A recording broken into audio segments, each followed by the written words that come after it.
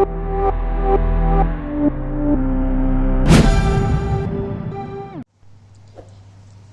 Student, welcome to our channel CS engineering ज्ञान।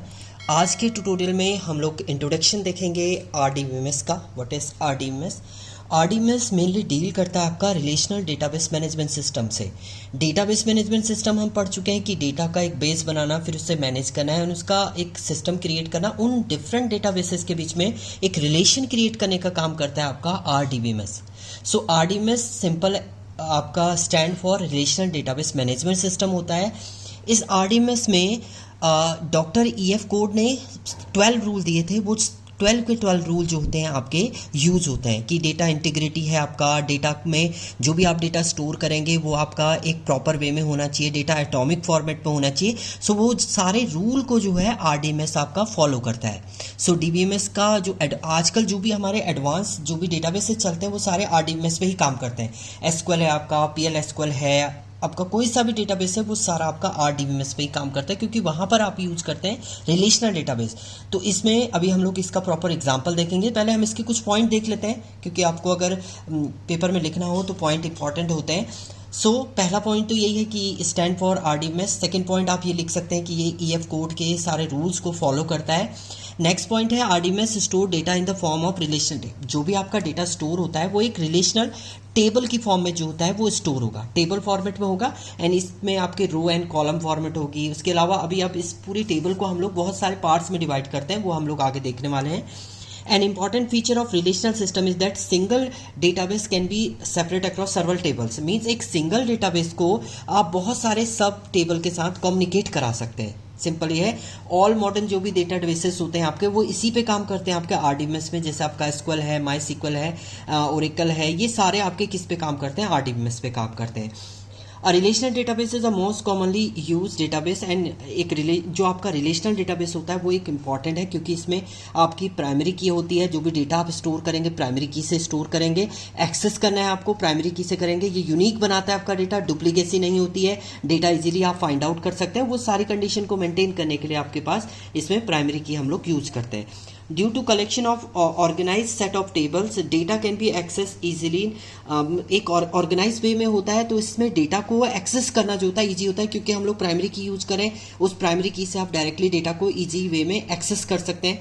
Time ज़्यादा आपका नहीं लगता है डेटा को एक्सेस करना है। इसकी तुलना में अगर आप फाइल प्रोसेसिंग में बोलें तो आपको सर्च करना पड़ेगा पूरी कंडीशन, वो चीज़ें आप नहीं करते हैं इसमें।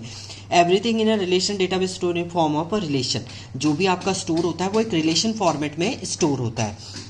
नाउ नेक्स्ट है ये आपका एक पूरा एक रिलेशनल डेटाबेस है।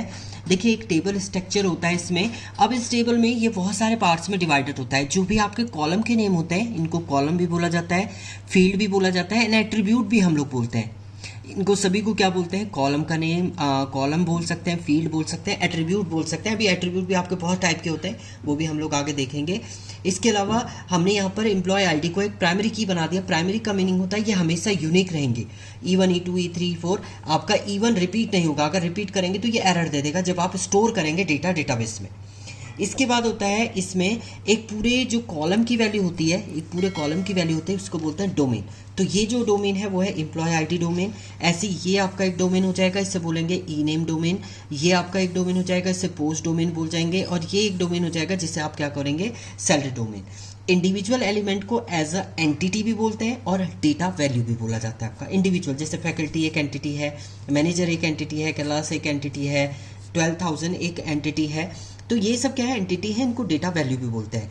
और एक पूरी रो की जो वैल्यू होती है, ये कंप्लीट रो की वैल्यू, इसको बोला जाता है आपका टपल। इसे रो भी बोलते हैं, रिकॉर्ड भी बोलते हैं, टपल भी बोलते हैं। तो एक पूरी रो की जो वैल्यू होती है उसको बोला जाता है आपका रिकॉर्ड, रो एंड टपल। इसके अलावा नंबर ऑफ कॉलम जितने भी होते हैं आपके एक टेबल में वो उसकी डिग्री कहलाती है। Degree is the number of column and number of row 1 2 3 4 row है तो उसको बोलते हैं इसकी कार्डिनैलिटी। ये इसकी कार्डिनैलिटी होती है। ये पूरा एक RDBMS का फॉर्मेट है। नाउ इसके बाद आपका टेबल एंड रिलेशन। टेबल क्या होती है आपकी? टेबल जो होता है रो एंड कॉलम फॉर्मेट में होता है, डेटा स्टोर करने के लिए होता है। Everything in relation database store in the form of table. जो भी आप स्टोर करेंगे टेबल में वो आपका जो भी आप स्टोर करते हैं वो एक टेबल फॉर्मेट पे होता है, इसे रिलेशन बोलते हैं। कुछ प्रॉपर्टी होती है टेबल की, टेबल में हर एक वैल्यू आपकी एटॉमिक होगी, इंडिविजुअल वैल्यू आपकी स्टोर होती है। Column value are the same kind. आपने अगर ऊपर कॉलम डिफाइन किए हैं तो आपको डेटा जो स्टोर करना है वो भी एक पर्टिकुलर फॉर्मेट है। एम्प्लॉय आईडी में एम्प्लॉय आईडी ही स्टोर होनी चाहिए, ये नहीं आप एम्प्लॉय आईडी को नेम के अंदर स्टोर कर देंगे। तो एक सिक्वेंशियल ऑर्डर में ही वो स्टोर होना चाहिए। ईच रो, हर एक रो आपकी यूनिक होगी। Column has a unique name, column का यूनिक नेम होगा हर एक कॉलम का नेम। एंड एक sequence of row is insufficient, मतलब एक सीक्वेंशियल ऑर्डर में आपका स्टोर होगा। एंड कॉलम भी आपका इनसिग्निफिकेंट वे में होगा आपका।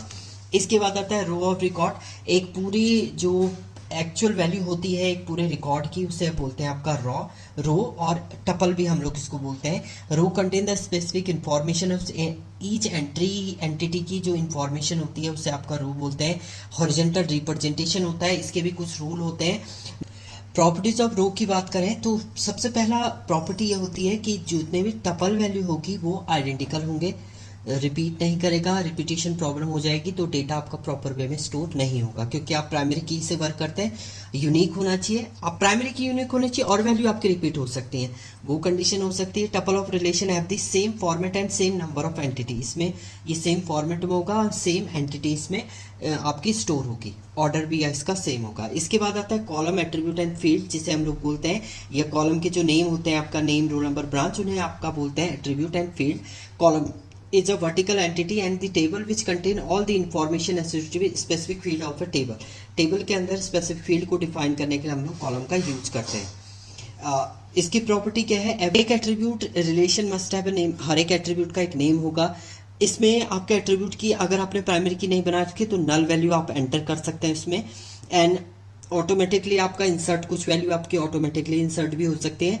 Attribute that unique identify each type of relation as a, उसे प्राइमरी की बोलते हैं। जो आपका यूनिक की होती है, एट्रीब्यूट होता है, उसे बोला जाता है इसमें प्राइमरी की।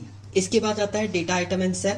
इंडिविजुअल एलिमेंट को जो हम बोलते हैं वो बोलते हैं डेटा। जैसे आपने कोई एक टेबल अगर बनाई है, टेबल के अंदर इंडिविजुअल एलिमेंट जो स्टोर किया है, जैसे आपने नेम लिखा है, नेम यहाँ पर मैंने कमल लिख दिया है, तो ये क्या है, डेटा है। इसको सेल भी बोलते हैं, आइटम भी बोलते हैं आपका।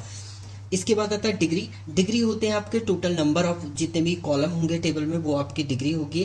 कार्डिनलिटी होती है आपकी टोटल नंबर ऑफ रो जितनी होंगी वो उसकी कार्डिनलिटी होती है टेबल की। एंड इसके बाद आता है डोमेन। डोमेन होता है आपका कॉलम की जो कंप्लीट वैल्यू होती है। आपने टेबल बनाई है, टेबल में जो कंप्लीट कॉलम की जो वैल्यू होगी उसे बोलते हैं डोमेन। ये मैंने आपको पहले बताया था, डोमेन आपका क्या होता है, पूरे कॉलम की जो वैल्यू होती है उसको डोमेन बोलते हैं। ये 1 2 3 4 रो है तो 4 इसकी कार्डिनलिटी हो जाएगी, डिग्री इसकी हो जाएगी 4 कॉलम है आपके। तो ये आपका पूरा आरडीएमएस का स्ट्रक्चर होता है।